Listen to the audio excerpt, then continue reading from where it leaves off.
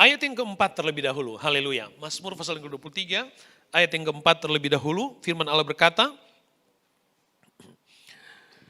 sekalipun aku berjalan dalam lembah kekelaman, aku tidak takut bahaya, sebab engkau besertaku, gadamu dan tongkatmu itulah yang menghibur aku. Saudara yang kekasih di dalam Tuhan, saudara yang kekasih di dalam Tuhan Yesus Kristus, Mazmur pasal yang ke-23, ya, kita sangat familiar dengan kitab ini, tapi di Mazmur pasal 23 kita bisa melihat tentang profil dari kehidupan manusia, profil dari kehidupan kita.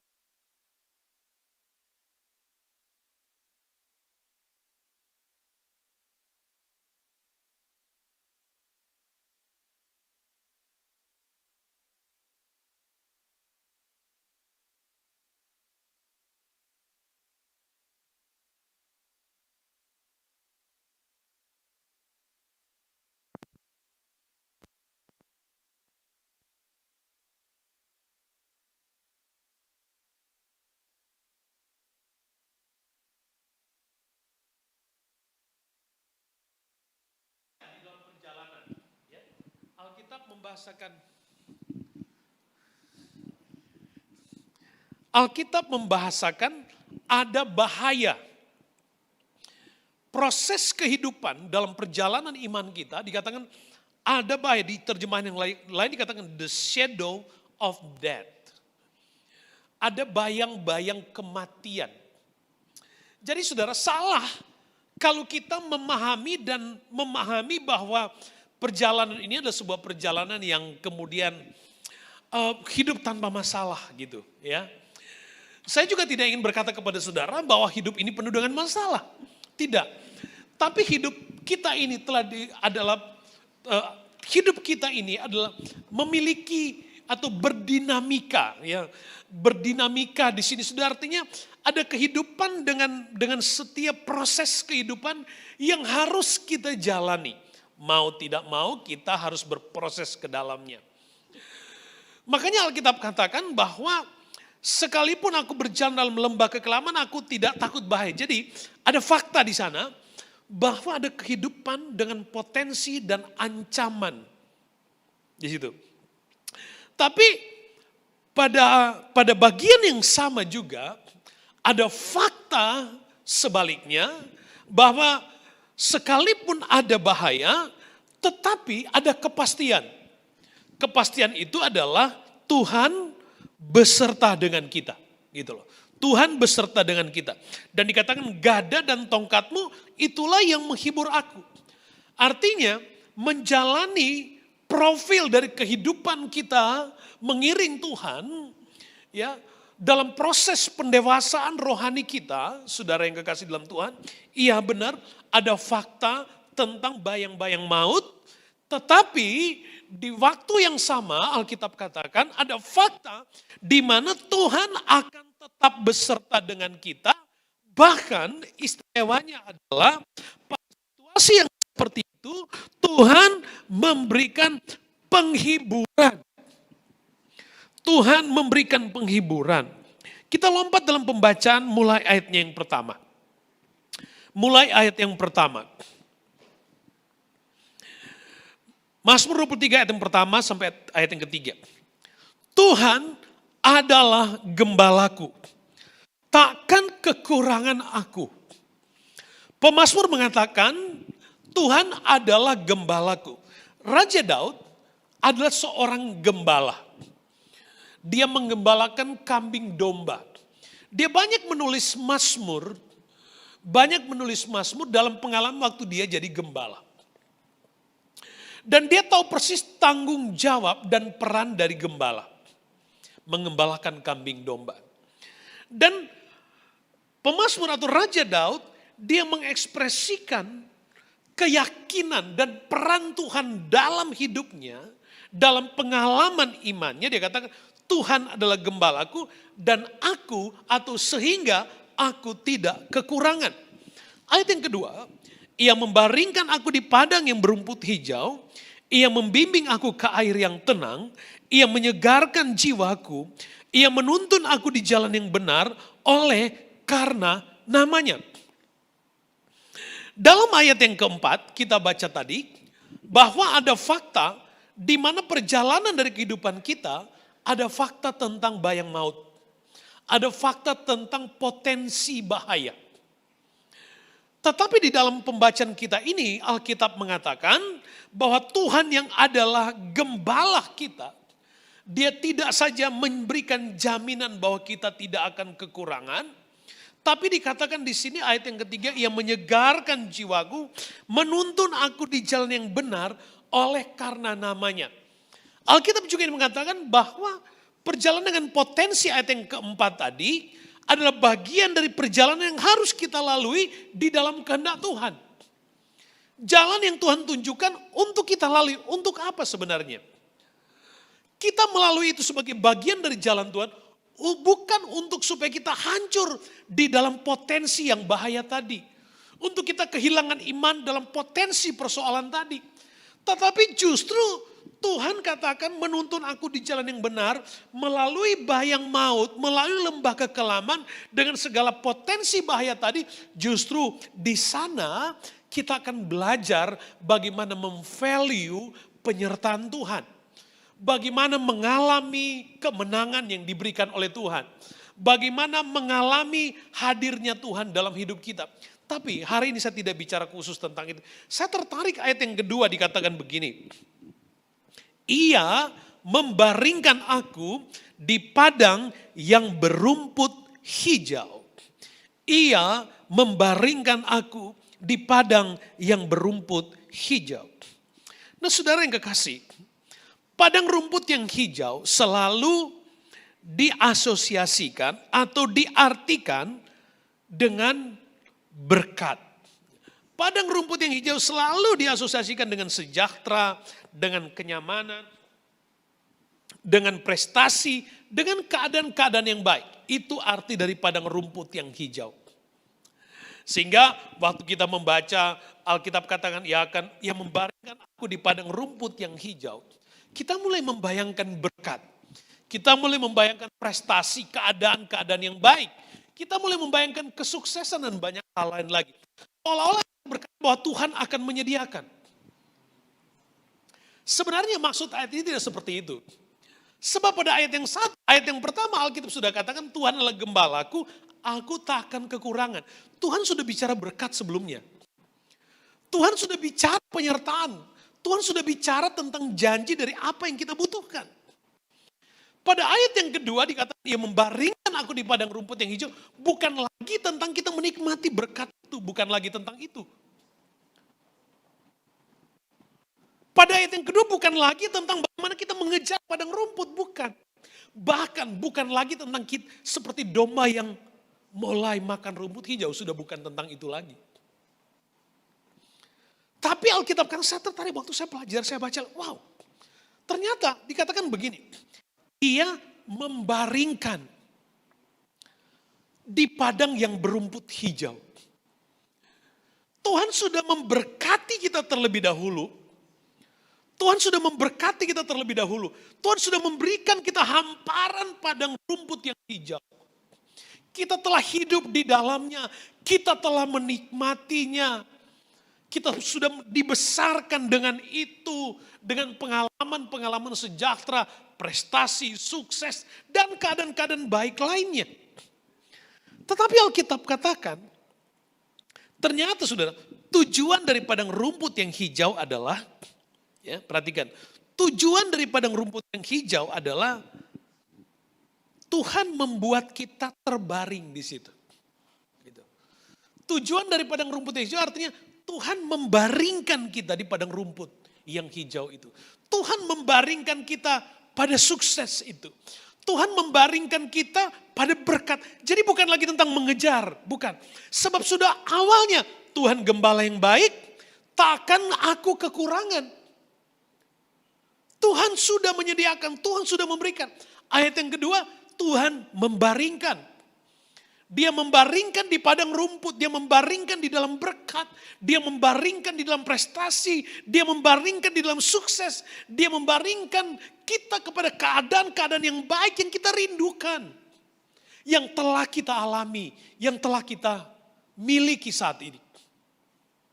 Saya tertarik, lalu kemudian sudah saya coba mengejar pengertian dari ia membaringkan. Ia membaringkan. Saudara,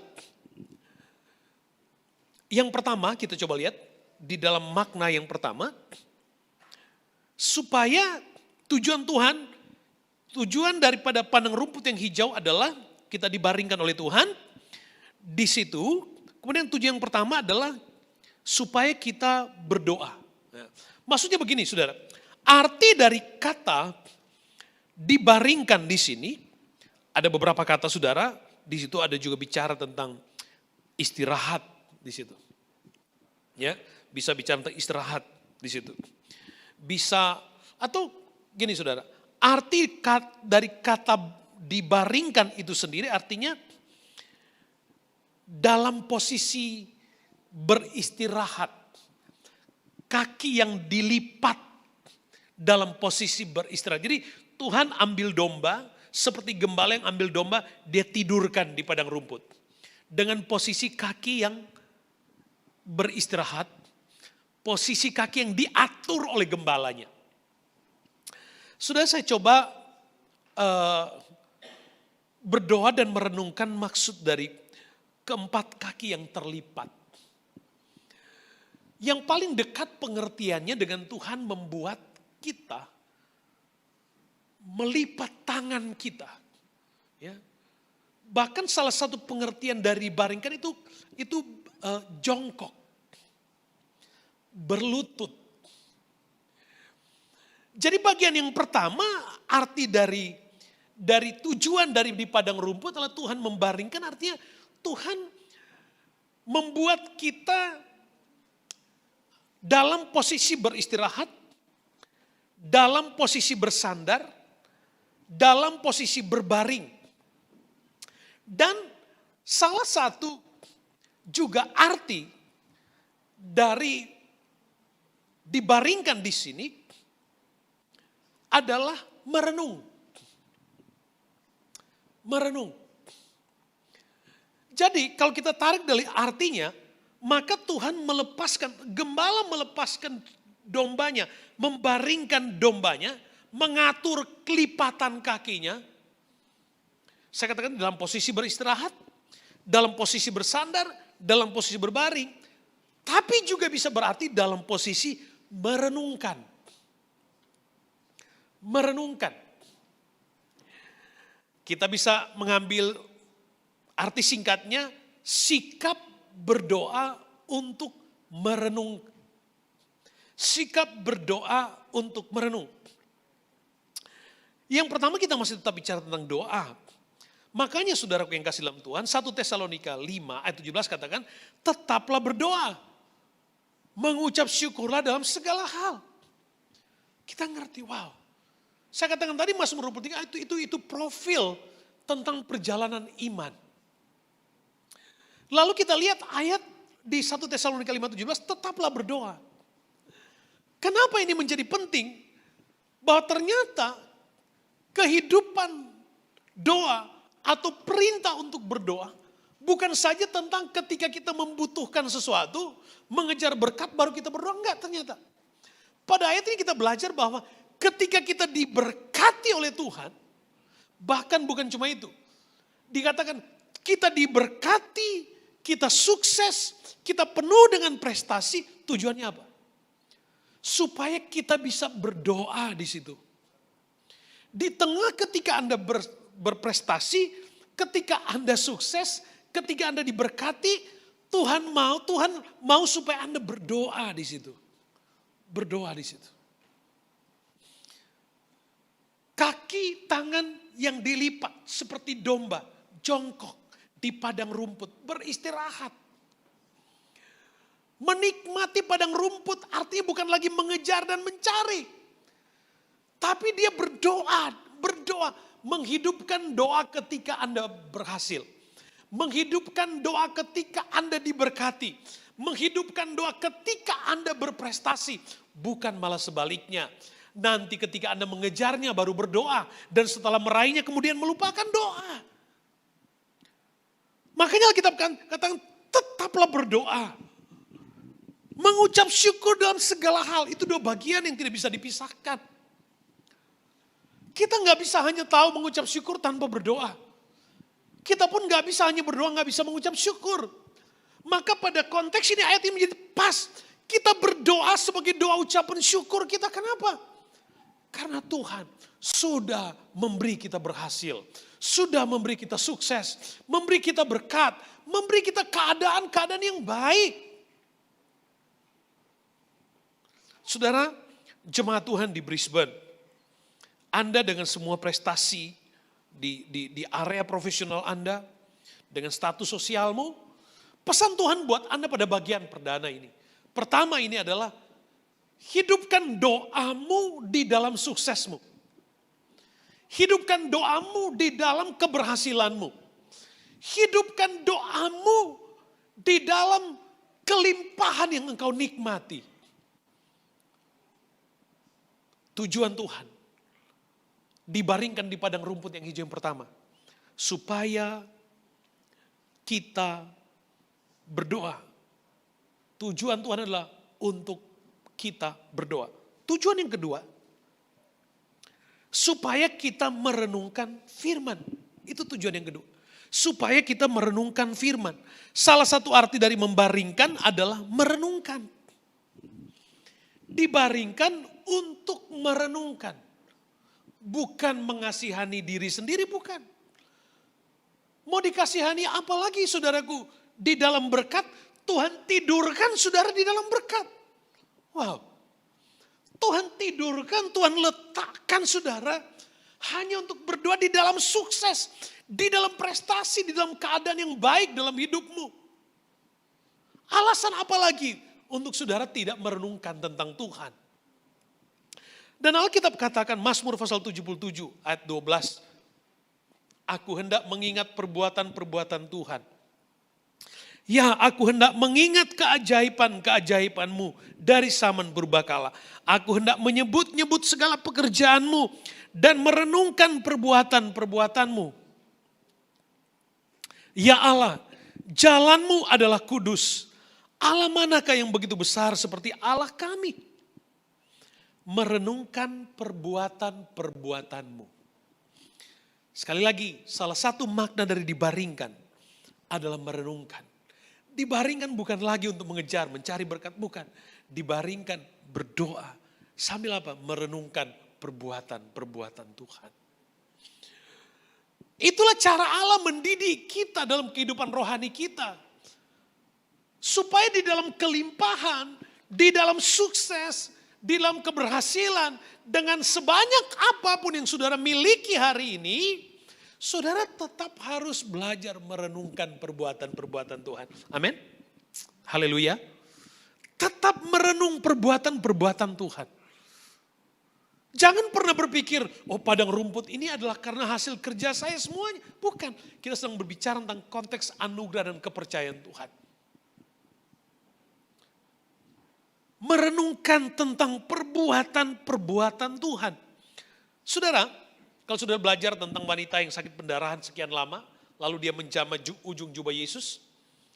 Saudara, kalau sudah pelajaran lebih detail dari pelajaran itu adalah, waktu dia katakan asal kujamah saja ujung jubah Yesus.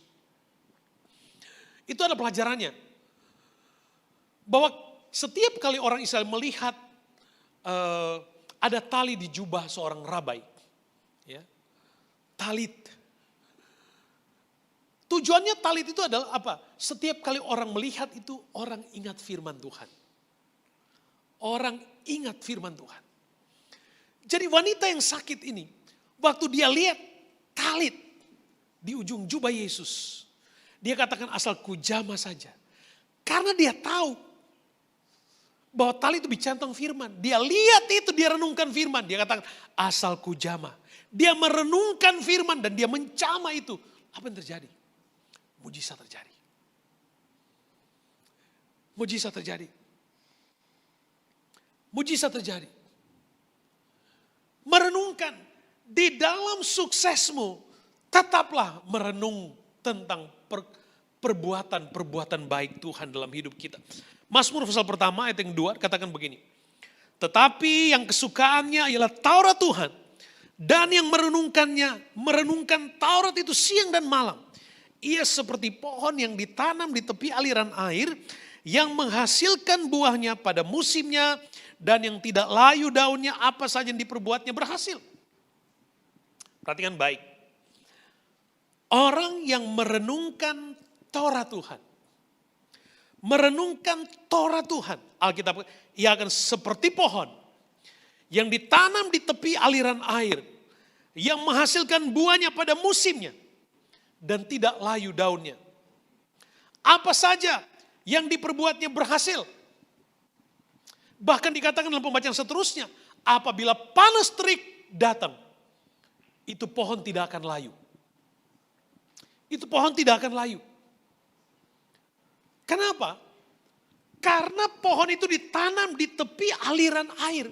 Jadi orang yang merenungkan firman Tuhan adalah seperti pohon yang ditanam di tepi aliran air, di mana dia akan terus berbuah sekalipun ada panas terik. Tetapi karena dia ada di tepi aliran air, maka pohon itu akan tetap tumbuh. Nah, perhatikan baik saudaraku yang kekasih dalam Tuhan. Pada pembacaan awal kita ayat yang keempat dikatakan, fakta kehidupan ini dalam proses perjalanan hidup kita ada potensi bahaya. Ada bayang maut, kematian yang mengancam perjalanan kita. Dengan dua fakta di dalamnya. Fakta tentang bahaya, fakta Tuhan hadir di situ dan Tuhan memberikan penghiburan.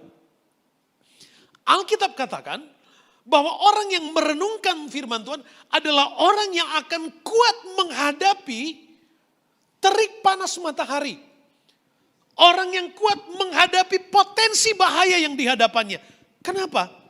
Karena sekalipun ada panas, tapi dia seperti pohon di tepi aliran air. Makanya Tuhan katakan di dalam sukses Anda berdoa dan merenungkan. Kenapa? Karena suksesmu bukan jaminan untuk akhir kehidupanmu, tidak selamanya. Banyak orang yang jatuh karena sukses. Banyak orang yang jatuh karena berhasil. Banyak orang yang jatuh karena berkat, banyak. Makanya di dalam prestasi apapun di hidup saudara, harus hidup di dalam doa. Dan merenung tentang perbuatan baik. Untuk apa? Supaya ketika kita di dalam berkat, kemudian ada potensi masalah. Ada panas terik, ada masa sukar. Kita akan tetap tumbuh dengan buah yang lebat. Katakan amin. Akan tetap tumbuh dengan buah yang lebat. Itu tujuan Tuhan. Di padang rumput yang hijau. Supaya kita nggak lagi sibuk dengan mengejar. Tuhan sudah sediakan. Aku tidak akan kekurangan. Tuhan gembala yang baik. Dia sudah ngomong duluan. Gembala yang baik. Dia sudah menyediakan terlebih dahulu. Bagian kita dibaring, kita ikut dibaringkan. Kakinya diatur, dibaringkan. Itu bicara tentang doa. Itu bicara tentang merenung tentang Tuhan. Perbuatan baik Tuhan dalam hidup kita. Nah saudara yang kekasih di dalam Tuhan Yesus, alasan yang ketiga. Tujuan yang ketiga dari dibaringkan di padang rumput yang hijau. Tujuan ketiga, dipersiapkan masuk lembah kekelaman. Dipersiapkan masuk lembah kekelaman. Saudara, sekali lagi, ada fakta dengan potensi bahaya di hadapan kita. Bagi yang hanya bergantung kepada suksesnya, tapi tidak hidup dalam doa dalam sukses. Tidak merenungkan tentang perbuatan Tuhan dalam sukses dan prestasinya. Mudah sekali dia jatuh. Mudah sekali dia jatuh. Mudah sekali dia jatuh. Makanya saudara, tujuan Tuhan dibaringkan di padang rumput yang hijau adalah kita dipersiapkan masuk dalam lembah kekelaman. Kenapa sih nggak Alkitab bilang, nih saya lepaskan kamu di padang rumput, makan sesukamu di situ. Makan sampai polote. Makan sampai kenyang. Alkitab nggak ngomong begitu, saudara. Alkitab nggak ngomong begitu. Di dalam berkat Tuhan mengajar kita tetap hidup dalam karakter rohani. Berdoa, merenungkan tentang Tuhan. Untuk apa? Untuk apa? Kenapa? Karena kita dipersiapkan. Ada stage berikutnya. Bahwa ada lembah kekelaman. Dan di lembah kekelaman itu, kalau kita tidak hidup merenung firman Tuhan, maka kita tidak memiliki kekuatan seperti pohon yang tumbuh di tepi aliran sungai. Kalau kita tidak berdoa dan tidak merenungkan tentang Tuhan, ketika ada di dalam lembah kekelaman, maka mudah sekali kita jatuh, mudah sekali kita kehilangan kekuatan, mudah sekali kita kehilangan iman. Tujuan Tuhan di padang rumput ini untuk kita dipersiapkan masuk di lembah kekelaman. Supaya ketika kita masuk di dalam lembah kekelaman dan karena kita merenungkan tentang Tuhan, kita seperti pohon yang kokoh, tumbuh di tepi aliran sungai. Tidak hanya itu. Karena kita merenungkan tentang Tuhan. Karena kita merenungkan tentang Tuhan. Maka apa yang Alkitab katakan. Aku besertamu. Aku tidak takut sebab Tuhan besertaku. Orang yang hidup berdoa dan merenungkan tentang Tuhan di dalam sukses. Di dalam hal-hal yang baik dalam hidupnya adalah orang yang kokoh di tengah masalah. Orang yang kuat di tengah persoalan hidupnya. Bukan hanya kuat tentang dirinya, tetapi Tuhan menjamin. Orang yang merenungkan firman Tuhan di dalam suksesnya seperti dia mengundang Tuhan ada di dalam hidupnya setiap saat. Itu pesannya. Merenung tentang Tuhan ada di dalam dirinya setiap saat. Tuhan hadir di dalam hidupnya. Itu makna. Merenungkan tentang Tuhan artinya kita seperti mengundang Tuhan. Mengundang Tuhan dalam diri kita. Atau sama seperti kita membawa hidup kita kepada Tuhan. Sehingga di dalam lembah kekelaman pun Tuhan tetap menikmati hubungan kita dengan Tuhan. Aku tetap beserta, kata Tuhan. Jelas. Sebab apa? Gada dan tongkatmu menjadi penghiburan buat aku. Wow. Apa yang kita renungkan menjadi kekuatan dan penghiburan buat kita nanti. Dibaringkan, saudara, jemaat Tuhan yang saya kasihi dan Anda yang mengikuti ibadah streaming ini.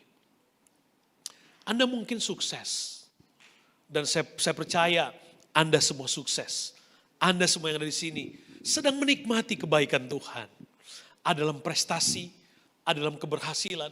Puji Tuhan, saya bangga, saya senang melihat itu. Ya. Tapi pesan Tuhan buat kita bukan lagi tentang keberhasilan, bukan. Karena Tuhan gembala yang baik tak akan kekurangan. Sudah memberikan itu kepada Anda. Dia menyediakan padang rumput buat kita, padang rumput yang hijau. Dan saudara yang kekasih di dalam Tuhan Yesus Kristus, Tuhan menyediakan itu semua untuk kita supaya kita bisa hidup, membangun karakter rohani kita di situ. 1 Petrus 5 ayat 10-11. Dan Allah sumber segala kasih karunia yang memanggil kamu dalam Kristus kepada kemuliaannya yang kekal, perhatikan, akan melengkapi, meneguhkan, menguatkan, dan mengokohkan kamu sesudah kamu menderita seketika lamanya. Tuhan yang memanggil kita akan melengkapi kita, menguatkan kita, mengokohkan kita. Kenapa? Karena ada hati yang selalu rindu akan Tuhan. Maka Tuhan menganugerahi dengan melengkapi, menguatkan, mengokohkan kita. Di padang rumput yang hijau. Di padang rumput yang hijau. Tuhan ingin menikmati kita. Tuhan ingin menikmati rohani kita. Hati kita. Iman kita. Saudara, Tuhan senang dengan suksesmu. Kita suka berkata, Tuhan, ku persembahkan semua keberhasilanku kepada Tuhan. Tuhan, terima kasih untuk semuanya. Itu baik, baik. Tapi jika dibandingkan dengan di dalam suksesmu, engkau tetap menjaga kehidupan doamu dan merenungkan tentang perbuatan-perbuatan Tuhan. Wow, itu menjadi kesukaan Tuhan. Itu menjadi kesukaan Tuhan. Makanya jelas, jangan lupa Tuhan waktu Anda sukses. Jangan lupa Tuhan waktu Anda berhasil. Jangan lupa Tuhan waktu Anda berprestasi. Jangan lupa Tuhan waktu Anda memiliki yang terbaik dalam hidup saudara. Jangan jadikan itu kesempatan untuk sudah lupa akan Tuhan. Sebab kenapa ini diingatkan kepada saudara? Karena ada orang saking diberkati, saking suksesnya, suka lupa akan Tuhan. Manusia suka kayak gini. Ya, sudah berhasil, suka lupa Tuhan. Lupa akan Tuhan. Saudara, jangan sampai melupakan Tuhan. Ya, jangan cuma cari Tuhan waktu pada susah baru cari Tuhan. Pas senang-senang, muliakan Tuhan. Muliakan Tuhan. Saudara yang kasih dalam Tuhan. Saya suka kisah yang lain dalam perjanjian baru dikatakan Injil Markus pasal 6 ayat 39. Di sana dikatakan bercerita tentang Yesus memberi makan 5.000 orang laki-laki hanya dengan 5 roti dan 2 ekor ikan. Sudah saya perhatikan, saya baca lagi itu. Perhatikan saudara ya. Ayat 39 katakan, lalu ia menyuruh orang-orang itu supaya semua duduk berkelompok-kelompok di atas rumput hijau. Tuhan suruh duduk di atas rumput hijau. Saudara, dia memiliki pemaknaan rohani yang sama dengan Mazmur 23. Di padang rumput yang hijau, Tuhan menyediakan berkat. Ketika kita belajar berdoa, merenungkan tentang Tuhan, Tuhan hanya katakan begini, suruh mereka duduk di rumput yang hijau. Lalu apa yang terjadi saudara? Alkitab katakan mereka mengalami mujizat yang besar. Mereka mengalami mujizat yang besar. Saudara, hal terbaik dalam hidup saudara tidak selamanya Anda bisa raih dengan kekuatan, kemampuan, dengan sumber daya yang Anda miliki, dengan source yang ada di dalam diri saudara. Tapi hal terbaik dalam kehidupan saudara, Allah sediakan dengan cara Allah yang terbaik. Mujizat terjadi atas kehidupanmu. Saudara, banyak di kehidupan saudara, di kehidupan kita semua yang tidak bisa kita beli dengan apa yang kita punya, tukar dengan apa yang kita nggak bisa. Tapi Alkitab mengajar kita, hari ini kita diajar oleh Tuhan untuk belajar ketika Tuhan membaringkan kita. Ayo nikmati Tuhan membaringkan kita. Nikmati, gak usah capek-capek. Nikmati dibaringkan. Kakinya diatur. Supaya kita bisa berdoa. Supaya kita merenungkan tentang perbuatan-perbuatan baik Tuhan dalam hidup kita. Ayat favorit kita, Mazmur 23 ayat 6. Mazmur 23 ayat yang ke-6. Haleluya. Di dalam profil perjalanan iman kehidupan kita, diakhiri dengan ayat yang ke-6. Kebajikan dan kemurahan belaka akan mengikuti aku seumur hidupku. Dan aku akan diam dalam rumah Tuhan sepanjang masa. Saudara, kita bukan mengejar. Tapi Alkitab katakan, kebajikan kemurahan akan mengikuti kita. Kenapa? Karena kita ikut Tuhan. Kita ikut firman-Nya. Kita dibaringkan di padang rumput yang hijau. Kita doa. Kita merenung tentang perbuatan-perbuatan baik Tuhan. Haleluya. Kita bangkit berdiri bersama.